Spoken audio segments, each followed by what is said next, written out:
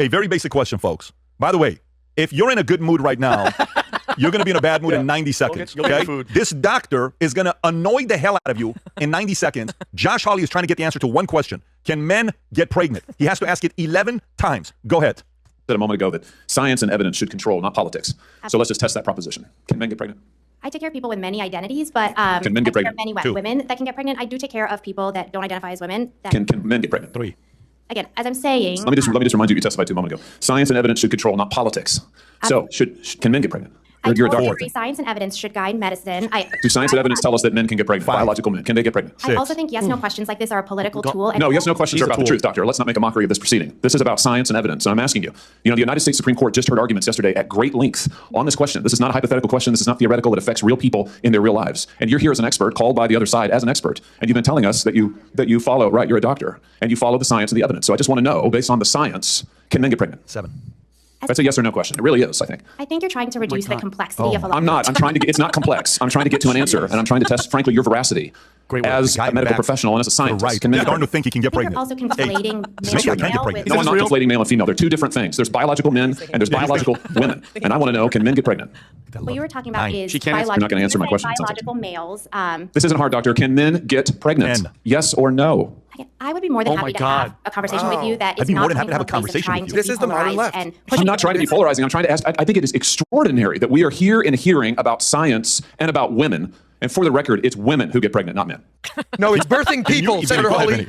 And going back, every time we think we've gone past this, we come all the way back. And going off of what she said about this party, this ideology, this leftist being evil, guys, this is when you can't differentiate male or female, and you're pushing it out there, and you are a doctor, when you are pushing surgery and transitioning to children, when you're pushing for violence, for stuff to happen, all this stuff equates to a party of evil. And yes, there's Republicans, neocons that are at war. Yeah, they're evil as well. But this party has nothing positive to stand on. And then I said this a month ago. Name me one. I know that there's Christian Democrats. Name me one that's openly out there saying, hey, as a Christian, this is wrong. Kids can't do this. Abortion, 73 million abortions a year worldwide. It's wrong. We shouldn't be murdering these children. Where is the one Christian voice that's standing up for this freaking nonsense? Where is it? Where are they? Side, there's got to be some. Where is one? I'm saying, have you heard of vocally? Like, this is preposterous. You're sitting in Congress. Mind you, this isn't a conversation at a hookah bar or a cigar lounge. You just, I want to debate. You're in front of Congress. You're in front of the world, and you cannot answer a simple yes or no if men can get pregnant. They can't. End of story. Move on. So, because my question is to you, Ann. Why is she so defiant? What is making her stick to her guns, so to speak? I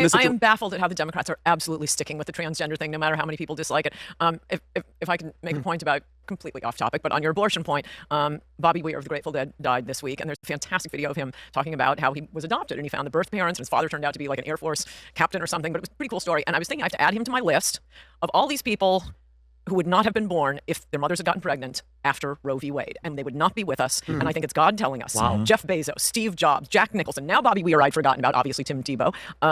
I have a long list. These are the ones I'm thinking of off the top of my head. But another adopted, amazing person. Well, and again, going back to the point of what does this party stand for? There's no backbone. There's no faith. There's no nothing. To me, it's just anti-positivity, anti-Trump, and it's just all negativity. There's like nothing positive coming from these people. Well, there's a very logical line there, but it is insanity, right? It is insanity, but there's the logic of insanity. She's being asked a scientific question in Congress, but she worships at the altar of liberalism, which needs to create and enable these groups, which are then the victims, which are the blood on the flag that they wave. It's that simple. And so she can't answer a scientific question when she is sitting there about to violate the tenets of her belief in liberalism. And if you follow that logic, you say, well, that's perfectly logical why she can't do it. It's insanity, it's weird, it's bizarre, but it is her faith because she worships at the altar of liberalism. That's a freaking point. Yeah, I mean,